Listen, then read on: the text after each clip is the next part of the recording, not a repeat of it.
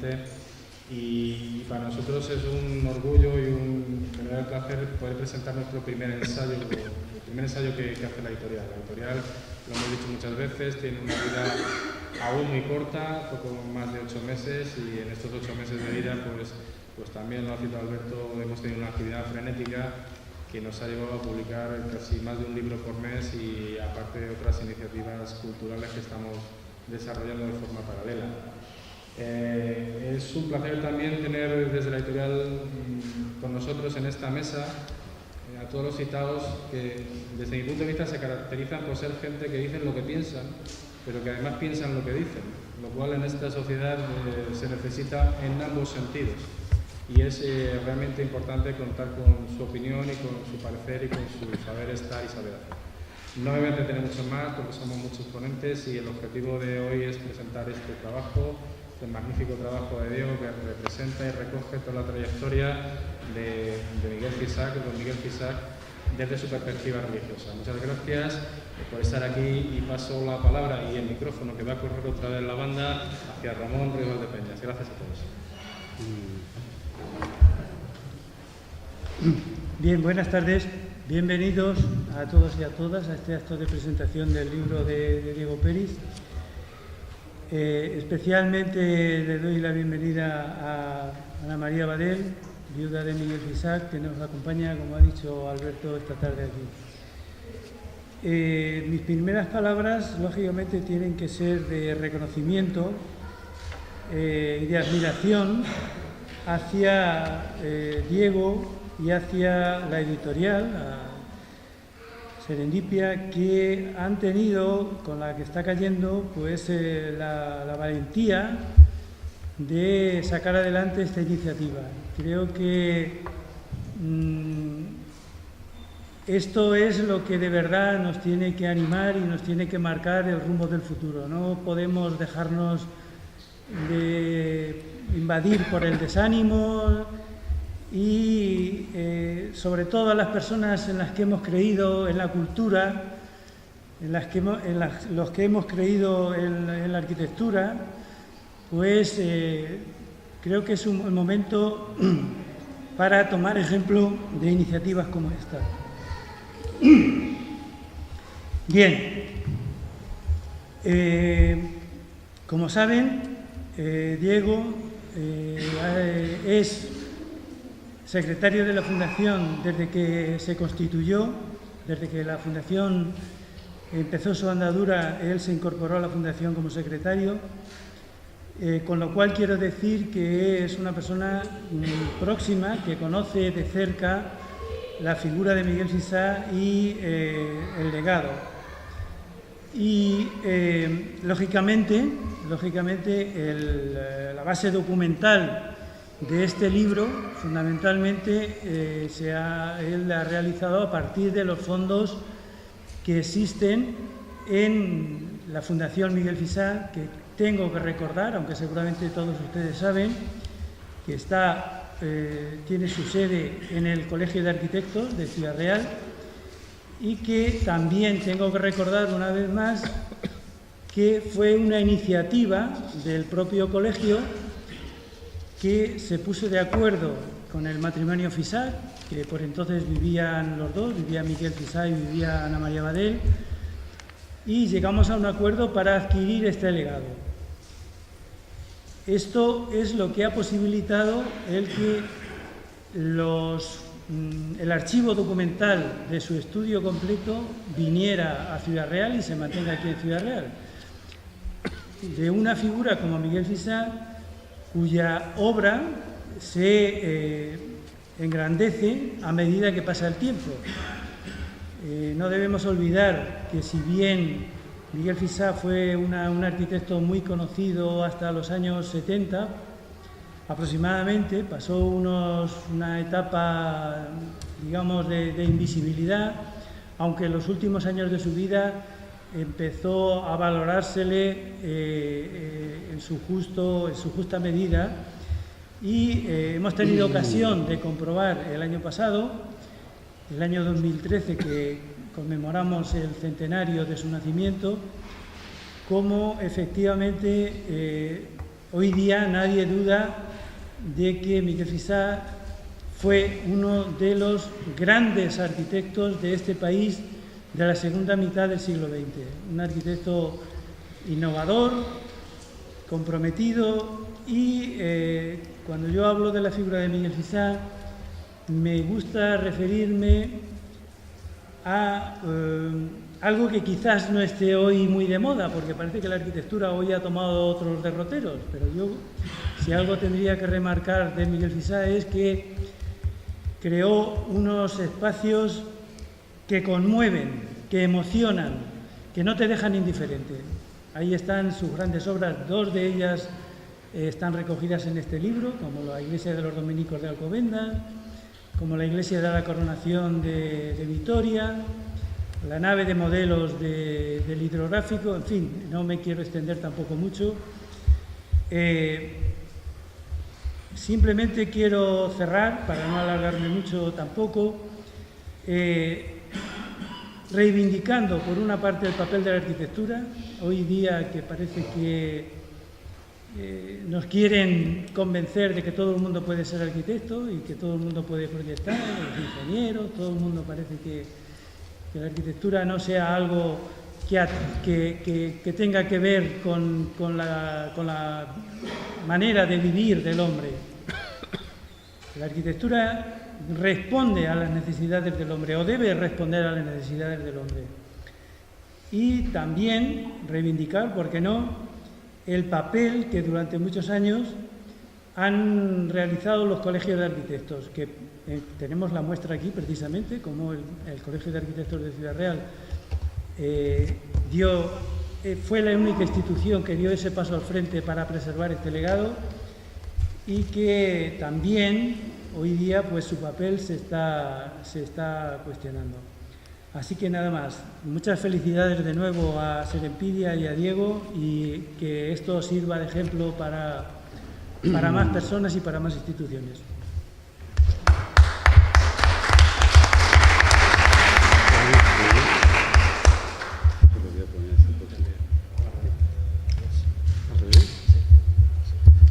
Buenas tardes, gracias Diego, gracias Ana María.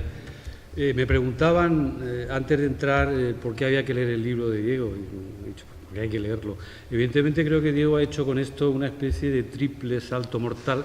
Primero, porque se lee cada vez menos. Segundo, porque un tema de arquitectura es un tema marginal y no digamos si la marginalidad llega a un tema como es el espacio religioso.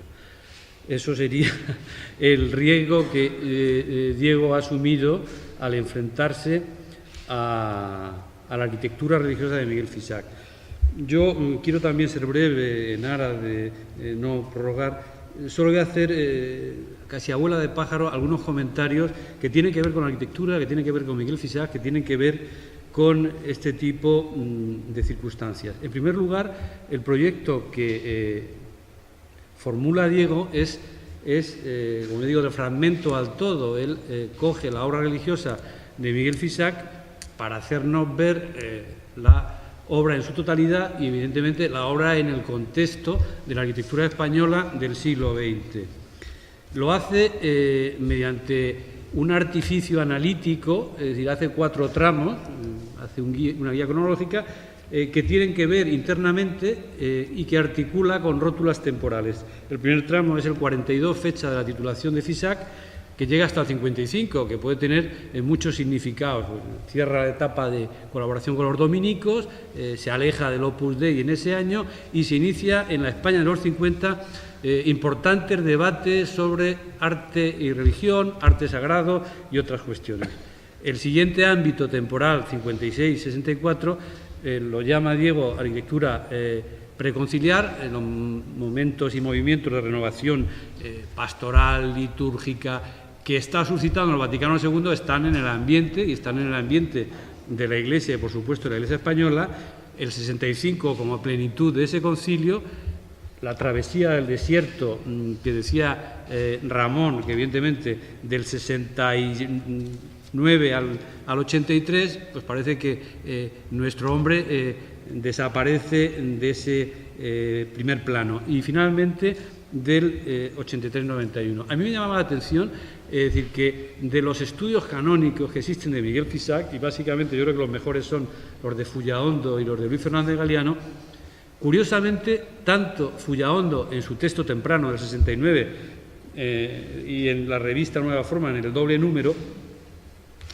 establecía la trayectoria de Fisac a la altura del 69, probablemente, es decir, los episodios más significativos que concentran este libro, como momento neoempirista, intuición orgánica y registro racionalista. Ya cerca del 2003, Luis Fernández Galiano, me imagino que con motivo de los reconocimientos, de las medallas, del Premio Nacional de Arquitectura, hizo también una sinopsis que creo que Diego también cita,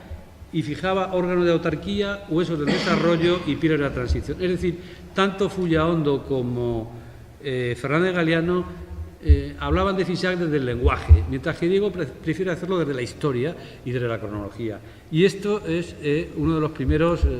elementos que a mí me llama la atención. El segundo elemento que me llama la atención es lo que yo llamo la dificultad del tipo religioso. El tipo religioso, y también lo comentaba antes, está en crisis, y porque hagan alguna iglesia, Alberto me parece que está terminando la parroquia de San Juan Bautista, pero es una excepcionalidad. Pero no es una excepcionalidad de ahora, de un siglo XXI, laico y no sé qué más, sino estos días yo, las reflexiones que hacía, volví a un manual que es un canon, que es el libro de Pevsner, Historia de las tipologías arquitectónicas, que son unas conferencias que dicta en Washington en el año 70, se publican en el 76 y en España la edición es del 79, y Pevsner, que es uno de los grandes historiadores de la arquitectura, no solo del movimiento moderno del siglo XX, sino de la arquitectura británica, omite a la Iglesia. Es decir, las iglesias no aparecen en las 20, en la edición inglesa, 17 tipos de edificios arquitectónicos que van a dar cuenta del horizonte de la arquitectura, fundamentalmente en el entorno del siglo XIX. Y este hecho es llamativo, es llamativo y es sorprendente, tan llamativo que el prologuista español, que es el conocido arquitecto Oriol Bohigas, dice, hombre, yo he hecho en falta, Bohigas dice, la vivienda, la iglesia y la arquitectura militar, pero claro, el viejo zorro que era Pevsner se había cubierto las espaldas y en el prólogo él hablaba, primero, una selección de este tipo es arbitraria. En segundo lugar, decía algo que descargaba la imputación de la omisión de las iglesias cuando decía, he tratado de hacer una historia de las tipologías de la arquitectura civil. Y lo más significativo, a mi entender, es que él intuía una inflexión que se produce en el siglo XVIII y decía textualmente, hasta ese momento los libros de arquitectura estaban llenos de castillos, palacios e iglesias. Es tal la sobreabundancia de esos elementos que huelga volver a repetirlos.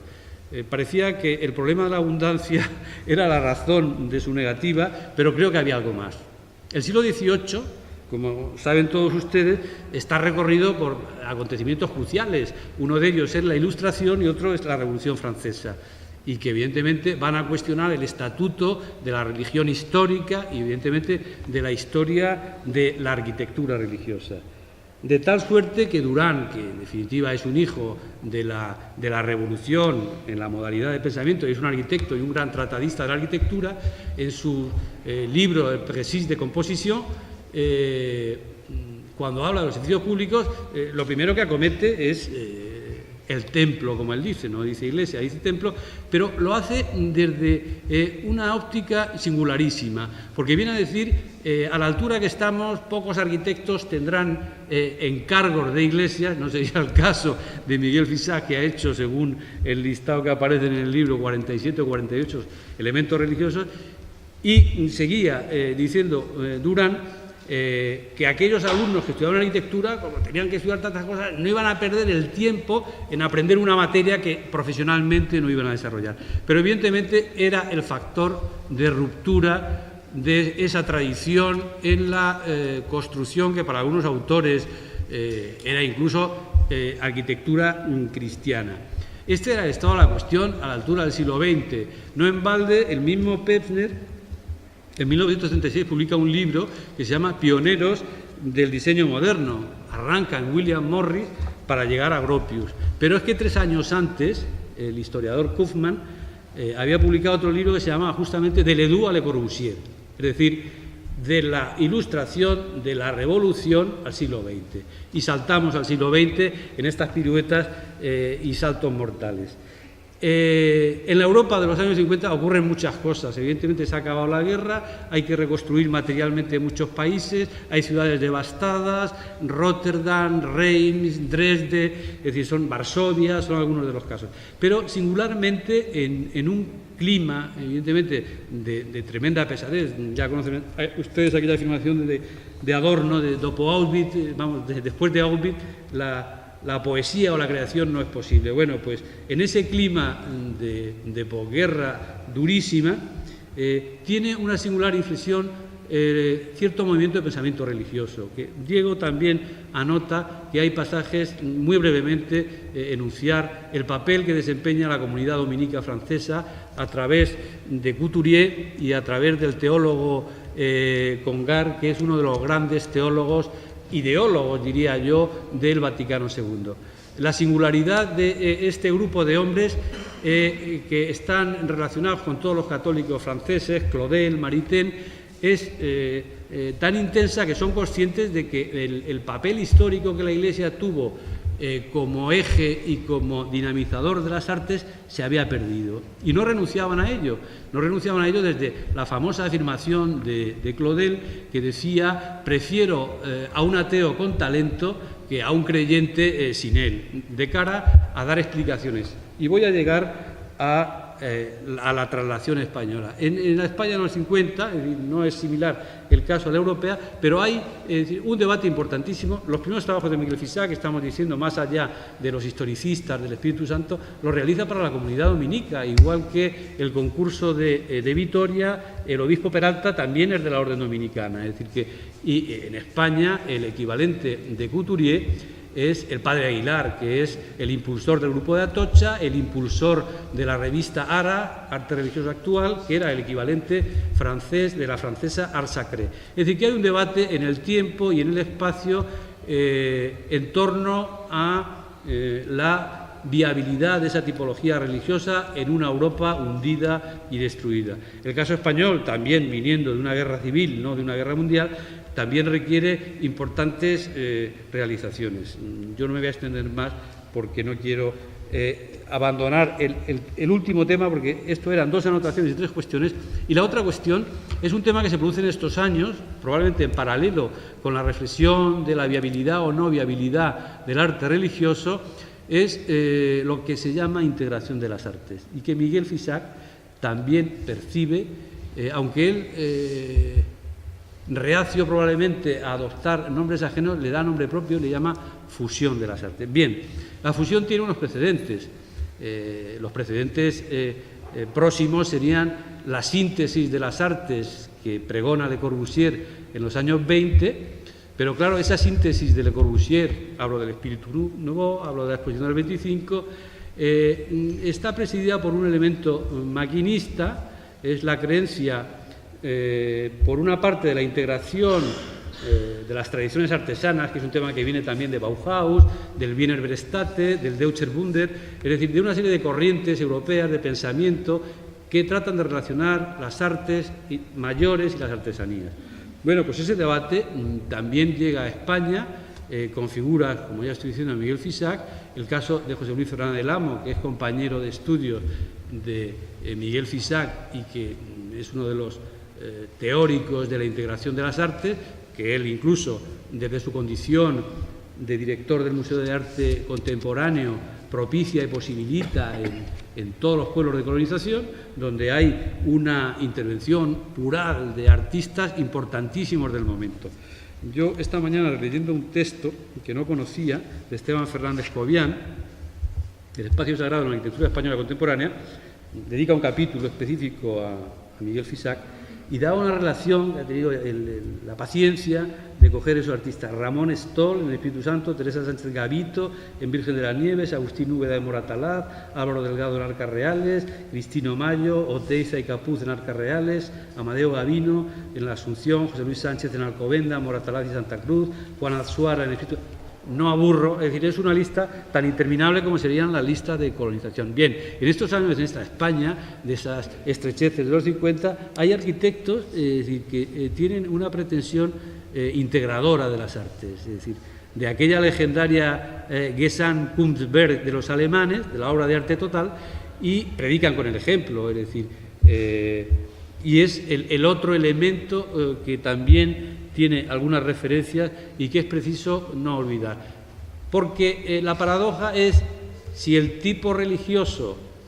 está en declive, es decir, está en una fase de extinción por algo que ustedes entenderán. Las tipologías arquitectónicas no es que sean seres vivos, pero tienen momentos de crecimiento, desarrollo y plenitud y extinción. Y pueden hacer ustedes las reflexiones que quieran, próximas y lejanas, de tipos arquitectónicos que hemos conocido en el pasado, no directamente, sino a través de la bibliografía y que hoy han desaparecido. Bien, pues ese tipo que está cuestionado en los años 50 es capaz de formular lo que yo en un esbozo decía como un anticipo de movimientos próximos y venideros. Es decir, estaba hablando antes de Bauhaus, del Wiener Brestate, llegaba a los conceptos que en Francia también tenían unas escuelas de arte sacro y era un anticipo la obra de arte total, del diseño total y del arte pop, que es lo que vendría, digamos, después del 65, después del Vaticano II. Yo creo que todos esos elementos están en el libro, hay que saber leerlos, hay que saber estructurarlos y hay que fijar la comprensión de todos esos parámetros. Por eso creo que la lectura puede ser más apasionante de lo que pueda aparentar en principio el ejercicio de leer arquitectura y de leer arquitectura sagrada. Muchas gracias.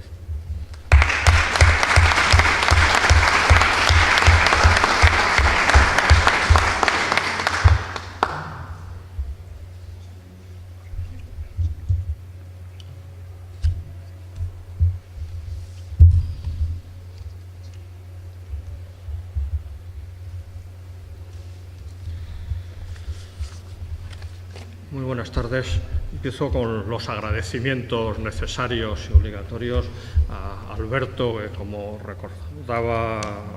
fue discípulo mío, no sé si para bien o para mal, pero fue discípulo en algunos tiempos allá en los marianistas, cuando empezábamos a explicar algunas cosas. De aquel tiempo era casi una descriptiva. Pues agradecerle su acogida en esta escuela, que afortunadamente yo creo que se ha convertido en un espacio donde tienen lugar muchas celebraciones y muchas historias, lo cual indica que está abierta a la cultura de la ciudad, a las actividades que se desarrollan aquí en Ciudad Real. En segundo lugar, gracias a Serendipia, porque como habéis reseñado varios de vosotros, en estos tiempos publicar un libro es algo complicado y difícil, y encima publicar un libro sobre un tema concreto, específico, como decía Pepe, sobre arquitectura, sobre un tema muy concreto de la arquitectura, todavía es más difícil. Gracias, José Luis, por vuestra asumir ese riesgo, que espero que se vea compensado con el interés que la gente manifieste por la publicación que hemos hecho. Y gracias tanto a Ramón como a Pepe por acompañarme en este caso. En primer lugar, recordando lo que decía Ramón, es decir, este libro nace de una oportunidad espléndida, y es del hecho de que en Ciudad Real tenemos un archivo maravilloso, que es el archivo de Miguel Fisac, donde tenemos sus planos, donde tenemos fotografías, donde están todos los proyectos con sus memorias, donde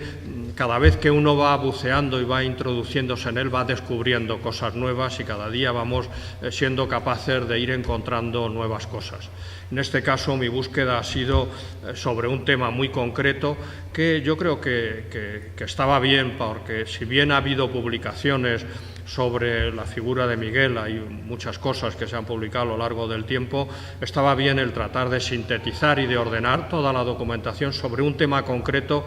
que espero que en el futuro se siga planteando sobre otros temas que ya tenemos un poco en marcha y que van abordando distintas perspectivas de la obra de Miguel. Yo no quería cansaros mucho explicando lo que tiene el libro, pero lo que sí quería es hacerlo con una presentación de una serie de imágenes que os ayuden a los que no conozcáis la obra de Miguel a entender qué es lo que ha hecho durante 50 años Miguel Fisac en el campo de la arquitectura religiosa. Una arquitectura singular. Yo me retiro ahora, Lola, te agradezco la sugerencia. Y una arquitectura que vais a ir viendo que durante 50 años hace un recorrido, como se ha comentado aquí, yo creo que por 4 aspectos importantes al hilo de ir contando lo que va haciendo Miguel Fisac. Un recorrido por la historia de España. Fijaros que estamos hablando desde el año 42, cuando hace la obra del Consejo Superior de Investigaciones Científicas, hasta el año 91. En nuestro país han pasado todo tipo de cosas, desde el final de una guerra, desde la implantación de una dictadura, de todo un proceso de un régimen con unas condiciones muy especiales, hasta llegar a un proceso de apertura que va teniendo lugar poco a poco. Eso en paralelo con una Iglesia que es importante entender que la Iglesia es, por un lado, el gran apoyo del régimen y es también la gran beneficiaria del régimen en sus momentos iniciales, pero que en apenas 20 años va a tener un cambio importante, y será en los 65 cuando llegue el Vaticano II, cuando se produzca un cambio sustancial y esa Iglesia que ha ido de la mano del régimen se convierte de pronto en una Iglesia crítica, en una Iglesia que quiere plantear una alternativa a la vida política que se está planteando en España. Y por otro lado también vais a ver que se da todo un proceso constructivo importante, toda una historia de la tecnología constructiva que parte en la Iglesia del Espíritu Santo cuando uno ve las fotos de cómo hacen esas bóvedas o cómo Miguel justifica cómo construye aquello, porque no hay otros materiales. Acabamos de salir de una guerra y las posibilidades constructivas son tremendamente limitadas, hasta su investigación en todas esas estructuras de los huesos, de las estructuras que son capaces de cubrir grandes luces con una tecnología muy especial y muy determinada. Y finalmente, y probablemente aquí, Ana María, me tienes que perdonar, también una trayectoria personal intensa. Miguel es un hombre que vive su religiosidad con una intensidad grande y que va viviendo esa vida reflejada en distintas formas, en una evolución que va dando lugar a distintas formas de acercamiento que, como comentaba en algún momento Pepe, empiezan a abrirse fundamentalmente de la mano de las órdenes religiosas. Son los dominicos los que empiezan a abrir. Pepe hablaba de Congar, pero ahí está Schillebeck, que es el gran teólogo de los dominicos, que será el gran teórico del Vaticano II en toda la teología sacramental y en toda la teología que finalmente incida en el cambio del concepto de la religiosidad. Bien, toda esa historia, esos 4 aspectos personales, constructivos, de historia de la Iglesia y de historia del país, son los que están presentes un poco en esa narración cronológica. Y además eso con una documentación, como decía antes, excepcional, porque en los archivos de la Fundación tenemos todos los planos de los proyectos, tenemos una serie de bocetos, tenemos toda una serie de fotografías antiguas. Eso, de alguna manera resumida, alguien me preguntaba antes, ¿cuántas cosas te has dejado? Muchas, es decir, afortunadamente el archivo sigue estando allí, rico en material y en documentación para que se pueda seguir ampliando, pero yo espero que sea una primera aproximación que os ayude a entender lo que ha sido la obra de uno de los grandes arquitectos de la segunda mitad del siglo XX y que especialmente ha sido reconocido por sus singulares aportaciones a la arquitectura religiosa. Os voy a dejar con la presentación, me aparto un poco para que lo podáis ver, pero yo creo que es la mejor forma de que podáis entender la importancia que tiene esa arquitectura. Como decía Pepe, un primer momento que va que yo he diferenciado desde el 42 al 95, un momento en que la vida de España es esta, es decir, es la inauguración del curso en el Consejo Superior de Investigaciones Científicas, donde él está haciendo esta iglesia especial que supone una aportación singular que se acabará completando con todas las obras de investigación que él hace en el Consejo, con la participación de grandes artistas como Asuara, como Solt en este caso, pero que responden lógicamente a un momento político muy determinado y muy concreto, muy especial en nuestro país, y que además Miguel entiende que es un camino que no lleva a ningún sitio y que es un camino que tiene que abandonar.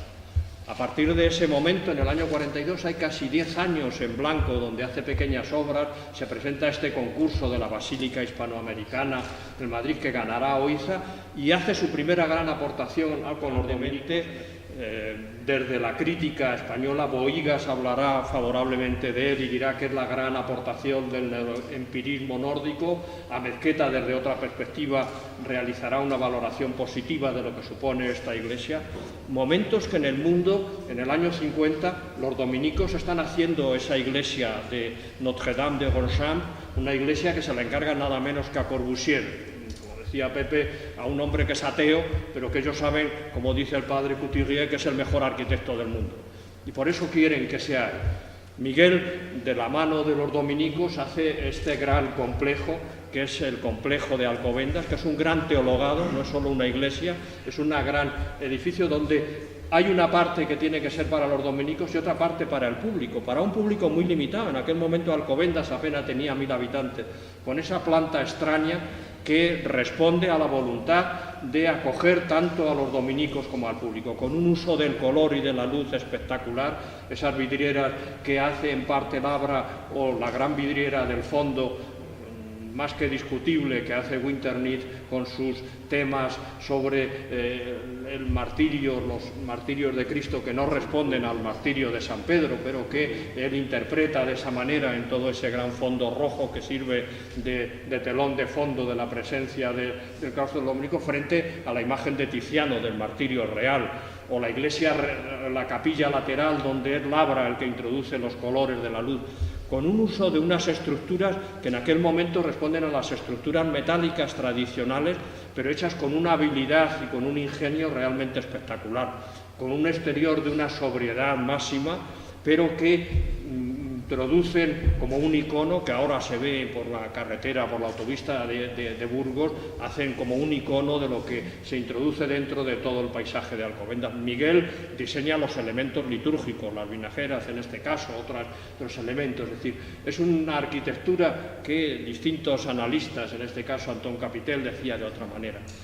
En el año 56 se empieza una segunda etapa donde Miguel se anticipa a lo que va a ser el Concilio Vaticano II y en un concurso en San Florian, en Viena, donde él acaba realmente enfadado con el obispo que le escribe justificando los resultados de ese concurso, pero arranca todo un concepto del espacio totalmente distinto en estos muros curvos, en estas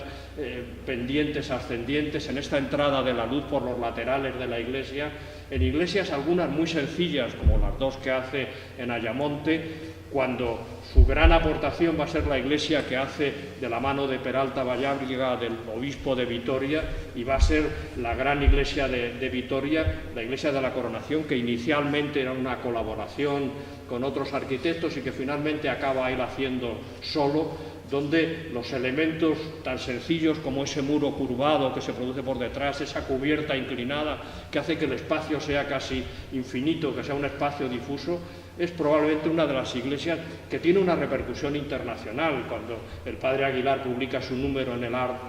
de Glis, son estas imágenes espectaculares de Koch, que resulta que es Albert Koch Sommer, y que es el padre de Sommer, que hará después estas espléndidas fotografías, un fotógrafo tradicional de Vitoria. Estas son de Ramón, ya no son de Sommer, pero son también muy buenas las fotos del interior de la iglesia de la Coronación de Vitoria, un espacio religioso precioso. Esta es la, antes comentaba, la otra iglesia que hace García de Paredes, con unas esculturas de Donaire, probablemente de las más bonitas de Donaire. El concurso que hace para San Esteban de Cuenca, un concurso que también acaba siendo un resultado fallido y que él critica y pone en tela de juicio con la discusión, y acaba diciendo: España se ha llenado de iglesias sin ninguna ilusión, sin ningún interés. En estos momentos Luis Moya, un hombre tradicional, estaba haciendo la iglesia del Niño Jesús, o la iglesia de Carabanchel, o la de la iglesia araucana. Miguel sigue en su relación con los dominicos haciendo cosas en Filipinas, como esa rehabilitación de la catedral, esta espléndida iglesia de Calahorra, esta iglesia también un poco en la línea de Vitoria, con una sobriedad y con un paisaje espléndido en Canfrán, donde él iba de vacaciones y tenían una casa familiar, incluso con un interior mucho más brusco que el de Vitoria, pero también con una belleza especial, con esos muros de la entrada curvados y con esas luces laterales que hacen el altar principal. Ermitas más pequeñas como la que hace relacionados con su vivienda en la urbanización de la Costa de los Pinos, o lo que construye en Punta Umbría, donde llega a diseñar la mitad de la iglesia por si el presupuesto no llega y llega a un acuerdo con el párroco por acá cómo hacerlo. Iglesias que se recogen en las distintas revistas internacionales porque tienen un valor singular en momentos en los que la prensa internacional hablaba de Vázquez Molezún, hablaba de Fernández del Amo, y él empieza a plantear esas estructuras, esos huesos que son lo que le van a permitir cubrir esas grandes luces. Y es el momento en el que en el Vaticano II él tiene la oportunidad de hacer iglesias tan impresionantes como la de Santa Ana de Moratalaz. El espacio litúrgico ha cambiado, ahora el espacio es mucho más horizontal para que la participación del público pueda ser mucho más cercana a la vida del altar. Espacios construidos con unas tecnologías de los huesos, de esas vigas que les permiten cubrir grandes luces, del hormigón visto que deja tanto en el interior como en el exterior, con un espacio de una sobriedad máxima, pero de una belleza especial, con esos Cristos presentes ahí en el centro del altar, con esas entradas de luz que le sigue diseñando Labra, con esos elementos metálicos que le dejan la entrada, con las estructuras de los huesos conformando el techo de la iglesia, con esas pequeñas entradas de luz desde los puntos de la entrada que ahora desafortunadamente se han transformado y se han cambiado de alguna manera. Una iglesia que la hace en honor de Anaík, para la cual Hafter hace la composición, el recuerdo de su hija que ha fallecido recientemente. Un edificio, sin embargo, para las religiosas en Cuestas Blancas, con características muy similares en su planta, pero muy distinto, sin embargo, con la rotura que en este caso produce en el techo para iluminar la zona del altar mayor y crear ese punto de luz, con esos espacios singulares, con esas rampas que hay por el interior de la iglesia. En Santa Marca, la otra iglesia parroquial que hace para el obispado, es una iglesia, sin embargo, de formas rectas, hechas con ladrillo, yo creo que también de gran belleza y que probablemente se han reivindicado menos que las estructuras de hormigón. Este exterior es espectacular. O esta iglesia que hace para esa señora que se ha muerto su marido y que va y que le dije que le quiere que le haga una iglesia y acaba haciendo esta preciosidad con un artesano local. O esta otra iglesia menos conocida en Formosa para la misión dominicana que recoge. Esta del 69 en Guadalís de la Sierra, que empieza siendo esto y que acaba siendo una iglesia pequeñita, una iglesia de tamaño de ermita. Y finalmente, después de un periodo sin construir, una iglesia que probablemente no ha sido demasiado valorada y que yo, recopilando un poco toda la información, me parece una iglesia muy atractiva, que es la iglesia del Flor del Carmelo, donde cosas de las que van apareciendo en el archivo de la Fundación, todos estos croquis que dan idea de las múltiples ideas, de los múltiples tanteos que va realizando Miguel, y al final acaba entusiasmado con el Carmelita de que le ha convencido que la iglesia tiene que ser un espacio de luz y un espacio de la resurrección. Dice, el pobre Carmelita se lo han llevado a otro sitio y no sabemos lo que va a pasar con la iglesia. Pero una iglesia distinta, sobria, pero llena también de valores y llena de riqueza. O esta iglesia donde él se implica personalmente en Pumarejo de Tera, en la provincia de Zamora, una pequeña iglesia tradicional donde los dibujos y los croquis que él va mandando a los vecinos del pueblo que hacen la fiesta de celebración cuando se inaugura la iglesia, y va el presidente de la Diputación y va el obispo,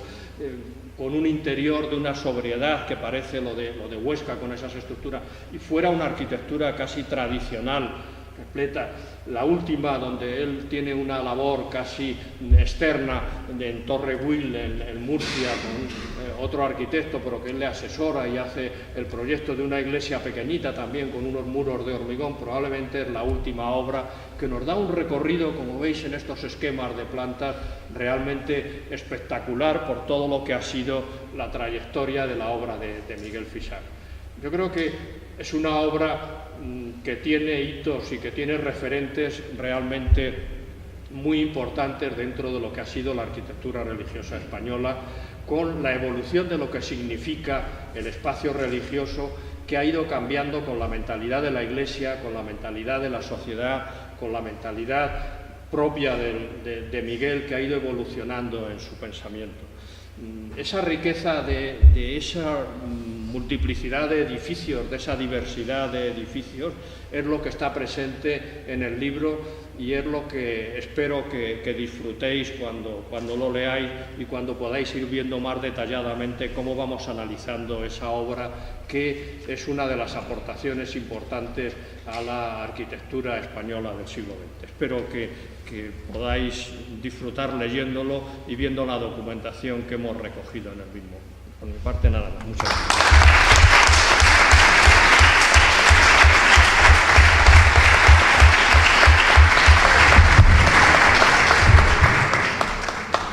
Gracias por tus palabras, por tu brillante presentación, Diego, a todos los ponentes y a todos los compañeros de la mesa y a todos ustedes por su asistencia. Diego se va comprometido a la tortura o al placer de firmar unos libros para aquellos que los deseemos. Yo el primero. Muchas gracias por su asistencia. Buenas tardes.